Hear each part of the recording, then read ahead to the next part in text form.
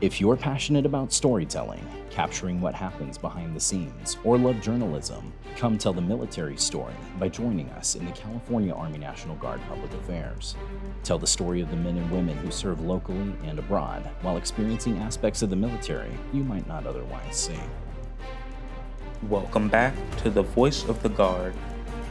That was Specialist Joseph Lerma, who's assigned as a Mass Communication Public Affairs Specialist in the 69th Public Affairs Detachment and works as digital support for the Recruiting and Retention Battalion's Marketing Section, which means he's telling the Cal Guard story in both his full-time and part-time roles. His experiences have allowed him to use and expand his crafts even more. However, he started out in a very different career path. So at the time, I was doing some private security contracting locally in the Bay Area. I met one of my buddies at the time who was just coming out of active duty and going into the Guard himself, and kind of made me aware of what the National Guard was and opportunities that they had to both serve in a military capacity but still have a career outside of the military too. So I joined as an infantryman in June of 2020. I think at the time, tactical training or more urban operations was something that I couldn't really get my hands on. So in a little bit more of a sense, I was able to obtain some of that through infantry school, and then in training with my unit after the fact. Even with the little time that I had with my guys, it was definitely just a reminder constantly to not take things on the civilian side for granted, like, food, water, sleep from consistent sources, when you just kind of have to sleep on the ground with the scorpions and the pet rattlesnakes sometimes. And just remember that cell service isn't everywhere, and that MREs are great for like the first couple, and then you start to mix. Even McDonald's is sounding decadent after the first couple of days.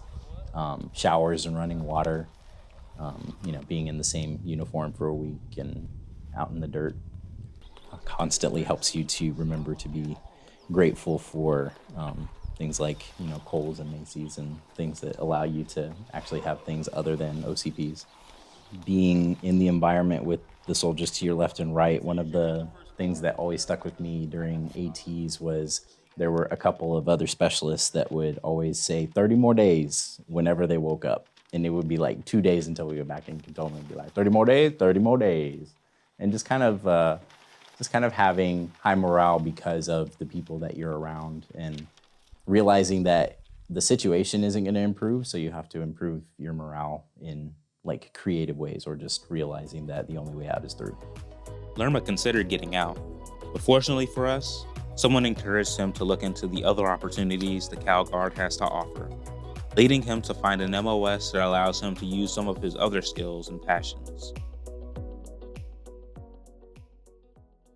So I thought I was actually getting out toward the end of my window. I did a 3-year contract for my first one, and my Command Sergeant Major Aller at the time sat me down and really encouraged me to look into different opportunities to see if there was anything that the Guard had to offer that I would enjoy doing if I were to stay in.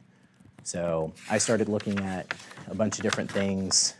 If you haven't had an opportunity to look at all the MOSs that the Army and the National Guard has to offer, definitely do that, because there's jobs that I had no idea existed, including public affairs, which essentially is the Army's journalist, or the person that tells the story of the Army National Guard to the American people. It's been pretty interesting. I've been able to, between my role in the marketing section and my role in the public affairs detachment, I've been able to get out and see different roles within the Army National Guard. I've been able to get more familiar with aviation units and brigades, CBRN, military police, been able to go out and record some night raids, some different op-4 scenarios for different brigades and battalions, practicing their soldiering skills, been able to see a variety of different re-enlistment ceremonies with, just being able to stand beside generals and be in Seaburn chambers while people re-enlist and take their masks off and say their oaths again, and just all the responses that everyone around them has to that. It's been interesting. I think public affairs is a very good way to see what the military does in different snippets and kind of not have to stay there too long, but be able to tell the story and be the liaison between the military and the public of what we do. Lerma has several creative, unique passions and has gained even more opportunities to use them in his career. He hopes to gain even more interesting opportunities further along in his career. Video and like short form video content has been a consistent passion of mine, and that has enabled me to, in the marketing section, be selected for more like specialty projects and more like production level things as opposed to solely social media tasks. So being able to travel either solo or with my first line to do genuine video productions as well as like interviews or B-roll and kind of shaping a campaign entirely from scratch has been really rewarding and also caused me to grow a lot. Very passionate about music, and me playing the violin has somehow made it to Giphy on a sticker platform. So if you search my first and last name, you'll see me playing a violin in uniform, which is really funny. And then I do line dancing and swing dancing. That's something that I consistently do and have as a hobby, and haven't really found a way to incorporate that. Oh, actually, no. So Sergeant Knucklehead is an influencer back east that I think is also in the marketing section. I think he might be a recruiter now. And he reached out to my first line and said, hey, I need a dancer for a Halloween video. So my first line ended up turning it into a whole production where I was dancing, dressed up in full kit as Call of Duty's Ghost, Simon Ghost Riley, and dancing to the Michael Jackson song Thriller.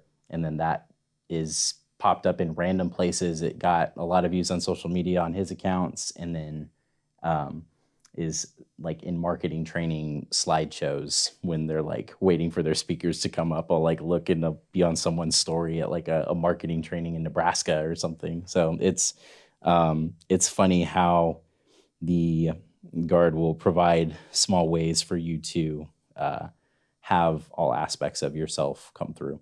Voice and voice acting has definitely become a pursuit that I want to take further. I feel like two goals that I would have would be to be in either a video game, a movie, or a TV show, as well as to be featured by NGB or Big Army on some of their advertisements. Those would be two at least vocal aspirations that I would have. And then I feel like also being a part of video production on any of those fronts would be pretty cool too. The ability to network with different marketing and public affairs sections across the 54 states and territories. I'm in communication with a bunch of their different section leads for sharing content with each other, sharing needs. Someone will have a video editing need, someone will have content that they like to share with everyone. And actually I've had multiple individuals from different states reach out to be like, hey, I hear you do voiceover work. Can you say this in this script for this advertisement that I'm going to do? And then I'll see myself tagged in one of their ads, and then I'll be able to reshare it on my story. So kind of like organically networking and having amazing people that have a bunch of different skill sets be able to benefit each other with them is a pretty cool opportunity. And I would say that that would be the majority of the experience on the commercial side that I have with voiceover work or voice acting, apart from audio. I feel like working on anything Disney would be fantastic. I think if I somehow could get into a Marvel or a Star Wars role for either a show or like a movie that is like a 3D generated or like an animated character, that'd be pretty cool. Either a very, very somber or serious character would be fun, or just like a very off the rails dynamic voice that is other than if you knew me, would be completely unrecognizable. I think it would be funny to like have something well known enough to where if I was like picking up a coffee order and I used that voice, people would be like, "Wait, I know what that is." That'd be kind of entertaining. I would say to anyone listening to this podcast that already is a service member, if you are considering getting out, definitely check what other opportunities you have first, because I know multiple people that have gotten out and then gotten back in, and just hearing their process of, oh, I wish I had stayed in, or like the process and all the paperwork and all of the red tape that you have to cut through to start that process again, maybe go back to basic again. It's just a lot easier to pursue other opportunities while you're still in. Maybe the role that you're in is not the one that you want to stay in, but definitely see what options that you have and pursue those. To anyone considering or on the fence about a career in the military, the Guard is a great place to start. It's a great place to end. And if you are wanting to have a life, a family, or a pursuit outside of the military, but you still want to serve the place that you call home, definitely consider joining.